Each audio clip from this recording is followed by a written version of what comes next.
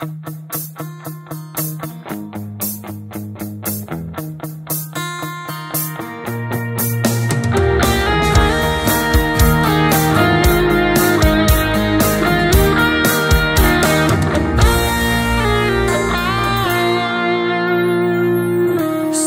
woon nog op Kalkfontein, stuur 'n briefie in die pos, van daar sy synie. Haar papa boer met 'n brahmanstoet, 'n troppie skape en hoenders wat hom omkloek. Ek lees van haar in die landbou weekblad, Kalkfontein, sy mooiste skat. Sy sê sy hou van 'n boereseun, iemand wat vir haar kan liefde leen.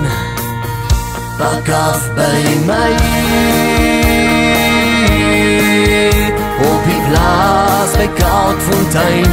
Pak af by my, hier so waar die son al skyn. Pak af by my.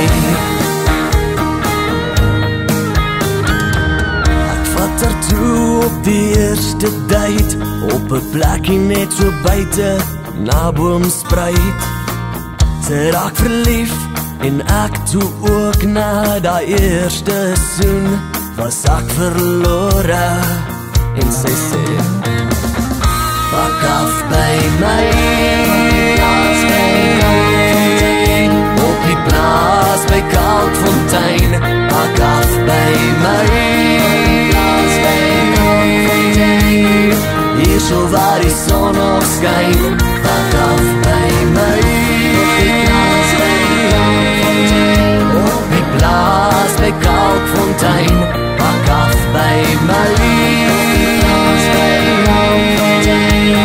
hier so waar die son nog skyn. Pak af by my.